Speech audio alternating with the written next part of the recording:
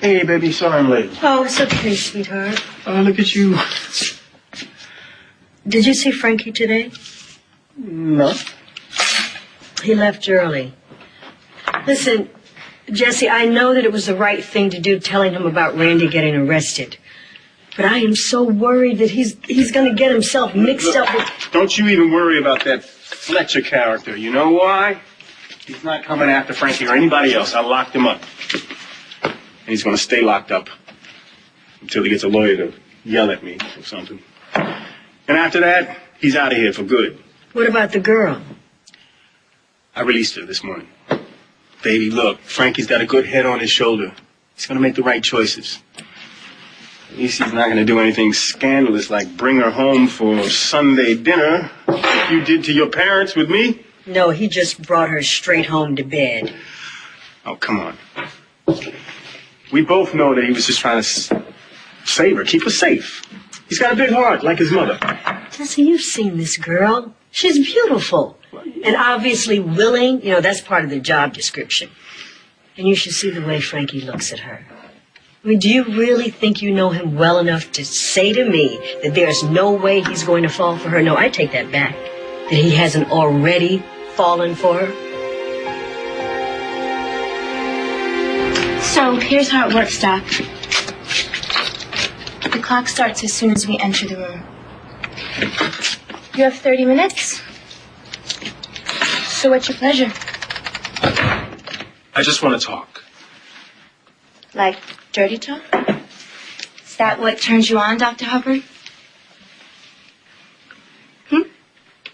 Because I can be as nasty as you want me to be. Or I can be really sweet and innocent, like an angel. You tell me. I just want to know more about you. That kind of talk is not on the menu. What drives you to do this? What drives you back to Fletcher? You keep going back for more, and all he does is hurt you. I can't tell you that. Why? Because I don't exist. I'm your fantasy come true, Frankie. I'm everything that you want me to be. That's what you bought. That's what they all buy. So I can be whatever you want, whenever. But in 25 minutes, I disappear. Yes! Can't believe it. Yes! I cannot believe it. You are such a hustler. What's a con artist? Always a con What are artist. you talking about? That was beginner's luck. I'm usually horrible at stuff like this. Stay jammed. You get yeah, yours is broken, right? No, ask Greenway. I'm usually horrible. She usually kicks my butt at like all video games and stuff like this. I'm telling you, she is something.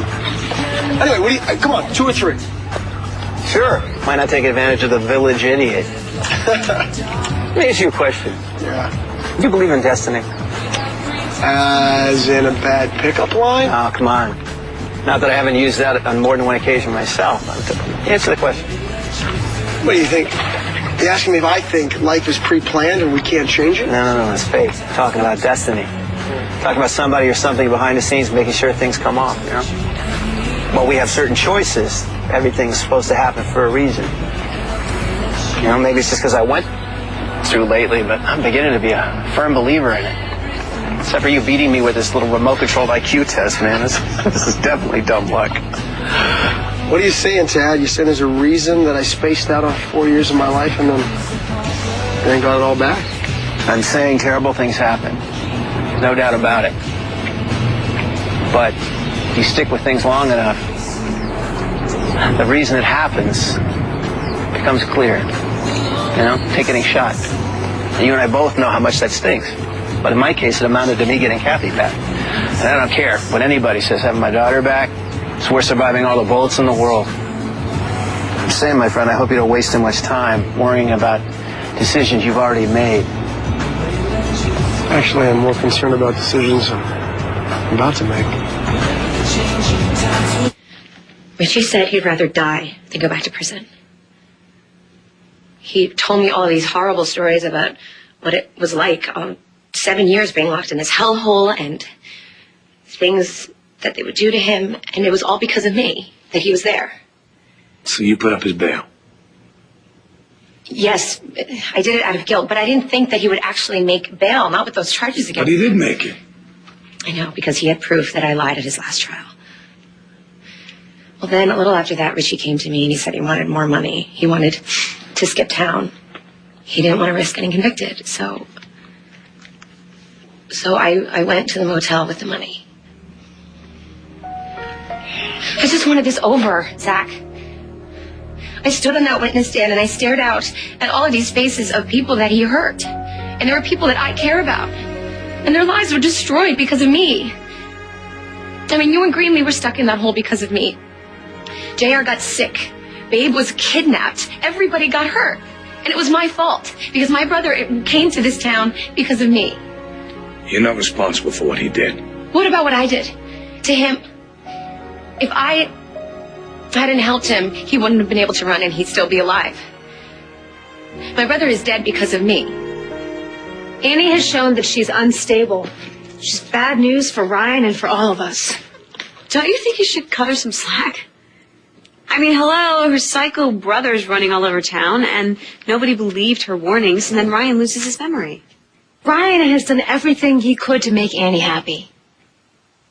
What would you do if Zach suddenly stopped remembering who you were? I don't know. Maybe you're more forgiving than I am. Yeah, I know. You like it? It's a new me. Kendall, out on that boat, before I got hit, I had an epiphany. I realized that my life was too much about the anger. And I knew that if I was ever going to be truly, truly happy, I had to let it go. I had to dig deep down and find trust and total forgiveness, and I have found it. I forgave Aiden. And we're back together again, and I found it with you too. What are you saying? That you forgive me for what I did?